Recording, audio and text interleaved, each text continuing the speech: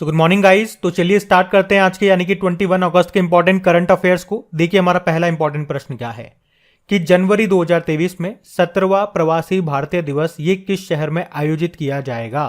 तो आंसर होगा इंदौर। तो जनवरी 2023 में जो ये 17वें नंबर का प्रवासी भारतीय दिवस होगा ये इंदौर में आयोजित किया जाएगा।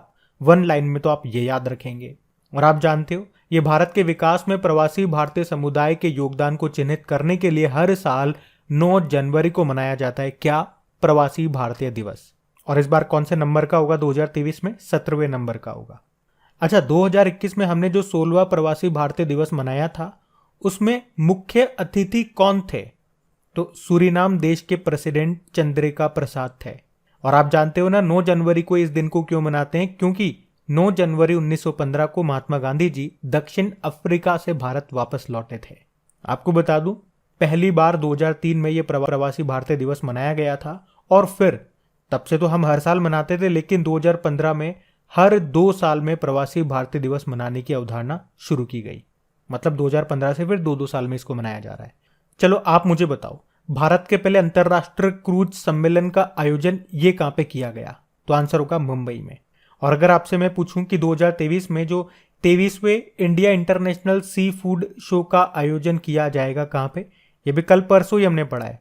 तो आंसर होगा कोलकाता में। और 2023 में G20 की अध्यक्षता भारत के पास है।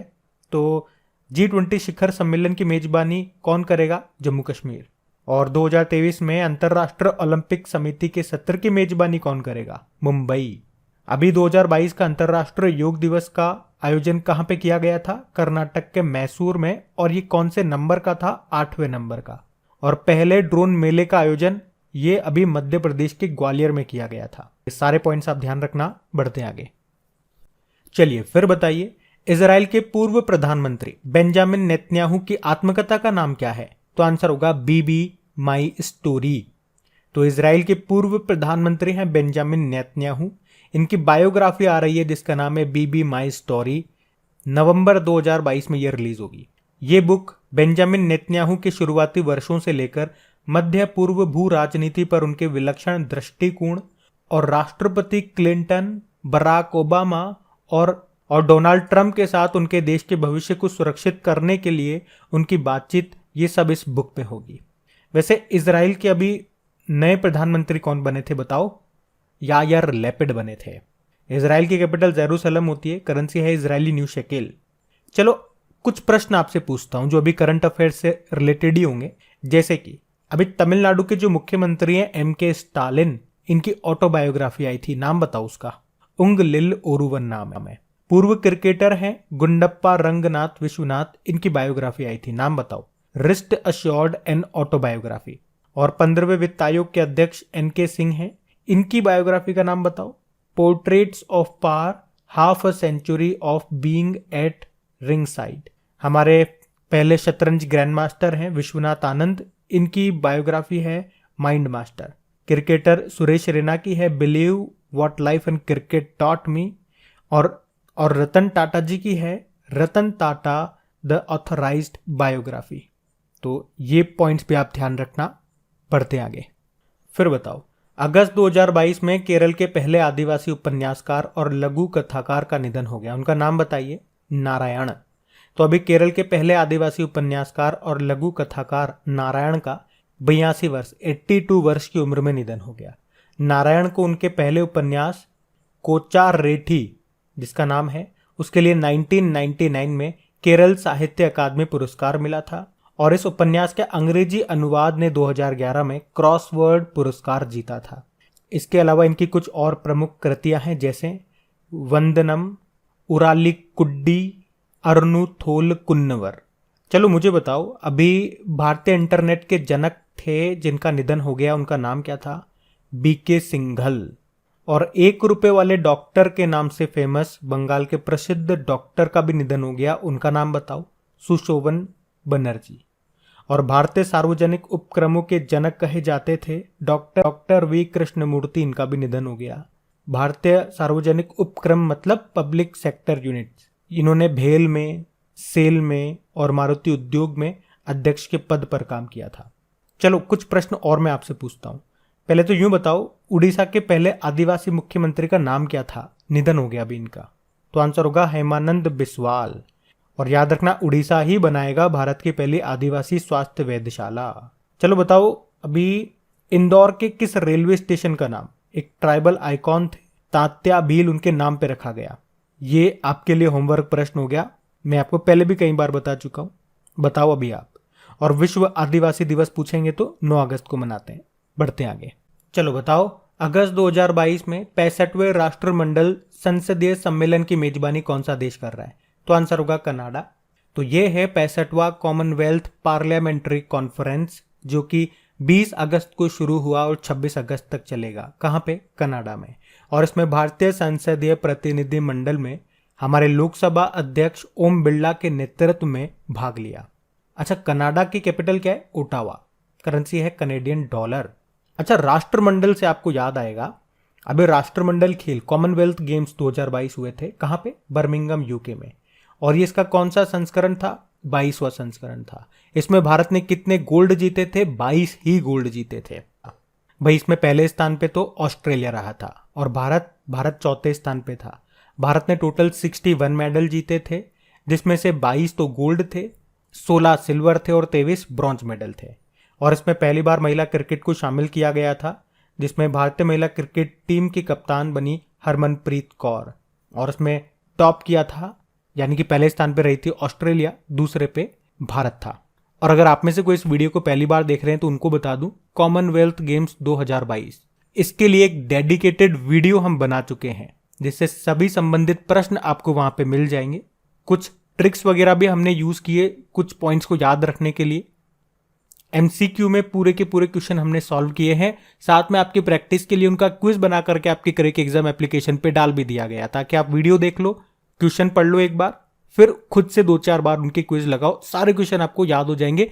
ये इसलिए बता रहा हूं क्योंकि आपके आने वाले एग्जाम में यहां से प्रश्न डेफिनेटली पूछा जाएगा। इंपॉर्टेंट नहीं, बहुत ज्यादा इंपॉर्टेंट टॉपिक है ये, तो इसको आप बिल्कुल भी मत छोड़ना। चलो अब आप मुझे बताओ, कॉमनवेल्थ देशों में अभी 2 सदस्य देश बने थे, कौन कौन से?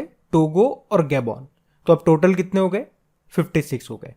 और संसद की बात है तो मुझे आप बताओ, रशिया की संसद को क्या कहा जाता है? ड्यूमा। जापान की संसद को डाइट कहते हैं। अफगानिस्तान की संसद को क्या कहते हैं? शोरा।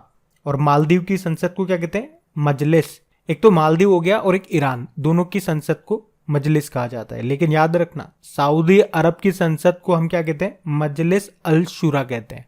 ये थोड़ा सा ध्यान रखना। बढ़ते आगे।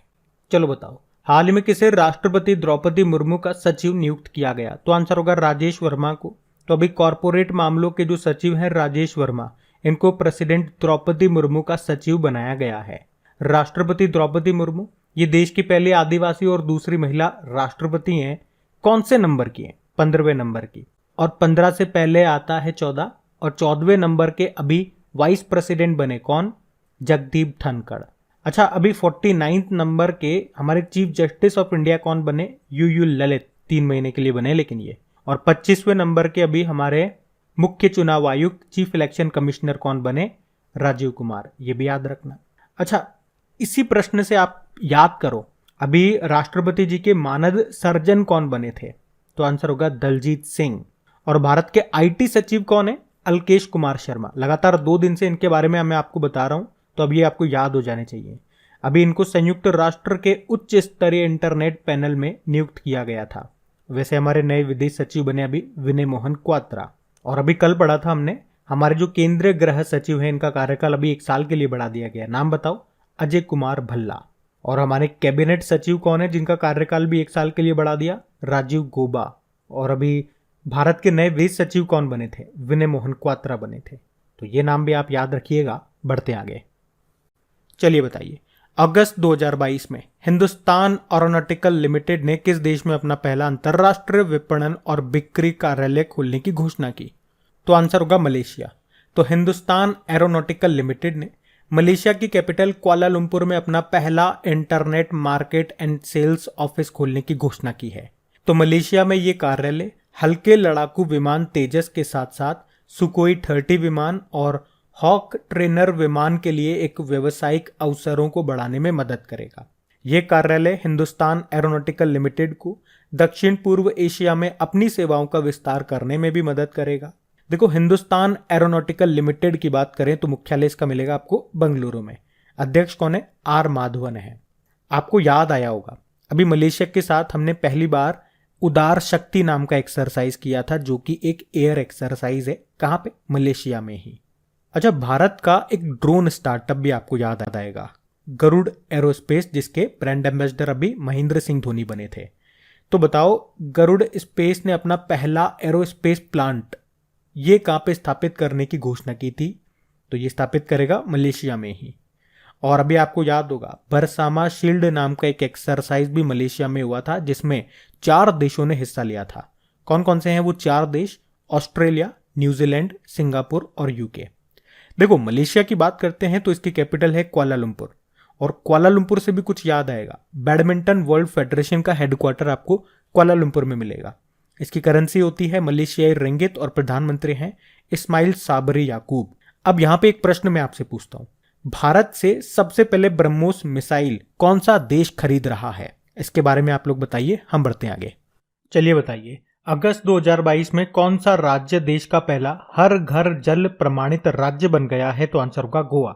तो याद रखना, गोवा ये देश का पहला हर घर जल प्रमाणित राज्य बन गया है, जबकि दादरा व नगर हवेली तथा दमन और दीव ये एक ही हैं, और ये देश का पहला प्रमाणित केंद्र शासित प्रदेश यूनियन टेरिटरी बन गया है। राज्य में पूछोगे तो गोवा, और यूनियन टेरिटरी में बोलोगे तो दादरा व नागर हवेली और दमन एंड दीव। और ये अलग अलग नहीं है, इन दोनों को मर्ज कर दिया गया था, अब ये एक ही यूनियन टेरिटरी है। तो अब इस राज्य और यूनियन टेरिटरी में अब सभी गांवों के लोगों को नल कनेक्शन के माध्यम से सुरक्षित पेयजल उपलब्ध कराया जा रहा है। जल जीवन मिशन ये कब शुरू हुआ था? 2019, जिसका टारगेट क्या है? 2024 तक देश के हर ग्रामीण घर में पीने योग्य जल का पानी उपलब्ध करवाना। चलो मुझे आप बताओ कि देश का पहला हर घर जल प्रमाणित जिला कौन सा बना था? अभी ये पॉइंट हमने कल भी डिस्कस किया था, तो इसका आंसर क्या होगा? मध्य प्रदेश का बुरहानपुर। और पूछे हर घर जल वाला देश का 100वां जिला कौन सा बना? तो हिमाचल प्रदेश का चंबा जिला। चलो मुझे बताओ, अभी तीसरे राष्ट्रीय जल पुरस्कारों के तहत सर्वश्रेष्ठ राज्य की श्रेणी में पहला पुरस्कार किसे मिला था? उत्तर प्रदेश को। जबकि सर्वश्रेष्ठ जिलों की श्रेणी में उत्तर प्रदेश का मुजफ्फरनगर टॉप पर रहा था। और पानी के नीचे कौन सी मेट्रो चलाई जाएगी? कोलकाता मेट्रो, हुगली नदी के नीचे। और बताओ, जल मेट्रो परियोजना वाला भारत का पहला शहर कौन सा है? कोच्चि। और भारत की पहली वाटर टैक्सी सेवा, इसका उद्घाटन कहां पे किया गया था? मुंबई में। और वाटर प्लस सर्टिफिकेट पाने वाला पहला शहर कौन सा है? इंदौर। और 24 घंटे 7 दिन नल से स्वच्छ जल देने वाला पहला शहर यह है उड़ीसा का पुरी। अच्छा, जल से रिलेटेड एक अवार्ड आपको और याद रखना पड़ेगा, स्टॉकहोम जल पुरस्कार। ये दुनिया का सबसे प्रतिष्ठित जल पुरस्कार है, इसे नोबेल प्राइज ऑफ वाटर भी कहते हैं। तो 2022 का ये पुरस्कार किसने जीता? प्रोफेसर विल्फ्रेड बुटसर्ट ने। और आप जानते हो जल शक्ति मंत्री कौन है? गजेंद्र सिंह शेखावत हैं। और वर्ल्ड वाटर डे कब मनाते हैं? जिस दिन हम बिहार दिवस मनाते हैं, यानी कि 22 मार्च को। ये सब पॉइंट्स याद रखिएगा आप। बढ़ते हैं आगे। चलो बताओ, हाल ही में सद्भावना दिवस कब मनाया गया? तो आंसर होगा 20 अगस्त को। तो हर साल 20 अगस्त को सद्भावना दिवस के रूप में मनाया जाता है। ये दिन पूर्व प्रधानमंत्री राजीव गांधी को श्रद्धांजलि देने और सद्भावना के भाव का विस्तार करने के लिए मनाया जाता है। इस साल 20 अगस्त 2022 को हम पूर्व प्रधानमंत्री राजीव गांधी जी की 78वीं 78th नंबर की जयंती मना रहे हैं। वैसे 20 अगस्त को विश्व मच्छर दिवस, वर्ल्ड मॉस्किटो डे, और 20 अगस्त को अक्षय ऊर्जा दिवस, रिन्यूएबल एनर्जी डे के रूप में भी मनाया जाता है। चलो अब एक बार रिवाइज कर लेते हैं अगस्त के सारे इंपॉर्टेंट डेज को। 1 अगस्त को वर्ल्ड लंग कैंसर डे मनाया। 1 अगस्त को ही हमने मुस्लिम वुमेन्स राइट डे, मुस्लिम महिला अधिकार दिवस मनाया। और 1 अगस्त को वर्ल्ड वाइड वेब डे मनाया था। 6 अगस्त को हिरोशिमा डे मनाया गया। 7 अगस्त को राष्ट्रीय हथकरघा दिवस, नेशनल हैंडलूम डे, और 7 अगस्त को ही राष्ट्रीय भाला फेंक दिवस मनाया। 8 अगस्त को आसियान डे मनाया था। 9 अगस्त को विश्व आदिवासी दिवस मनाया। 10 अगस्त को विश्व जैव ईंधन दिवस मनाया गया, वर्ल्ड बायोफ्यूल डे। 10 अगस्त को ही वर्ल्ड लायन डे मनाया था। 12 अगस्त को हमने इंटरनेशनल यूथ डे मनाया, वर्ल्ड एलिफेंट डे मनाया और विश्व संस्कृत दिवस मनाया। अभी 13 अगस्त को विश्व अंग दान दिवस मनाया था, वर्ल्ड ऑर्गन डोनेशन डे। और अभी 19 अगस्त को विश्व मानवतावादी दिवस, वर्ल्ड ह्यूमैनिटेरियन डे के रूप में मनाया। तो ये सारे डेज आपको याद रखने हैं भैया। इसी तरह से बढ़ते हैं आगे। अच्छा बताओ, गिरफ्तार नशीले पदार्थों के अपराधियों के भारत के पहले पोर्टल का नाम क्या है जिसे अभी अगस्त 2022 में चालू किया गया? तो आंसर होगा निदान। अच्छा, निदान का मतलब क्या हो गया? National integrated database on arrested narco offenders. तो विभिन्न केंद्रीय और राज्य अभियोजना एजेंसियों के द्वारा उपयोग के लिए गिरफ्तार किए गए मादक पदार्थों के अपराधियों का अपनी तरह का पहला डेटाबेस ये चालू किया गया अभी। और नारकोटिक्स कंट्रोल ब्यूरो के द्वारा इस निदान पोर्टल को डेवलप किया गया। नारकोटिक्स कंट्रोल ब्यूरो, इसके अध्यक्ष कौन है? सत्यनारायण प्रधान है। मुख्यालय नई दिल्ली में है। स्थापना होती है 1986 में। चलो एक डे में आपसे पूछूंगा कि नशीली दवाओं के दुरुपयोग और अवैध तस्करी के खिलाफ अंतर्राष्ट्रीय दिवस होता है। कब होता है वो? 26 जनवरी। ध्यान रखना। बढ़ते आगे। फिर बताइए, अभी हाल ही में समर बद्रू बनर्जी का निधन हो गया। उनका संबंध किससे था? फुटबॉल से। तो भारत की फुटबॉल टीम के पूर्व कप्तान रहे समर बद्रू बनर्जी, जिन्होंने 1956 के मेलबर्न ओलंपिक में देश को ऐतिहासिक चौथे स्थान पर पहुंचाया था। और अभी उनका निधन हो गया। आपको बता दूं, 2009 में इन्हें मोहन बागान से भी सम्मानित किया गया था। इन्होंने एक खिलाड़ी के रूप में 1953 और 1955 में 2 बार और एक बार कोच के रूप में 1962 में संतोष ट्रॉफी जीती थी। अब मेरा होमवर्क प्रश्न आपके लिए यही है, बड़ा सीधा सा जलेबी की तरह सीधा साधा प्रश्न, कि 2022 का संतोष ट्रॉफी किसने जीता है? 75वें नंबर का है। किसने जीता और किसको हरा के जीता बताओ? अभी आप जानते हो भारत के पूर्व गोलकीपर रहे EN सुधीर का भी निधन हो गया। भारतीय हॉकी टीम के पूर्व कप्तान थे चरणजीत सिंह, उनका भी निधन हो गया। भारतीय महिला हॉकी टीम की पूर्व कप्तान रही एल्वेरा ब्रिटो, इनका भी निधन हो गया। और BCCI के पूर्व सचिव अमिताभ चौधरी का भी निधन हो गया। तो अब बात करेंगे कल के वीडियो में पूछे गए प्रश्न के उत्तर की। तो कल के वीडियो में आपसे क्या पूछा गया था कि SBI ने स्टार्टअप के लिए समर्पित पहली शाखा ये कहां पे खोली? तो आंसर होगा बेंगलुरु में। आप सभी ने प्रश्न का बिल्कुल सही उत्तर दिया है। और गाइस प्लीज, अगर सेशन अच्छा लगे तो लाइक जरूर कीजिएगा और अपने दोस्तों के साथ में एक बार वीडियो को शेयर जरूर करना है। इन सभी का क्विज बना करके अपलोड कर दिया गया आपकी क्रिक एग्जाम एप्लीकेशन पे, वहीं पे इसके PDF भी आपको मिल जाएगी। अब ये रहा आज का आपका होमवर्क प्रश्न।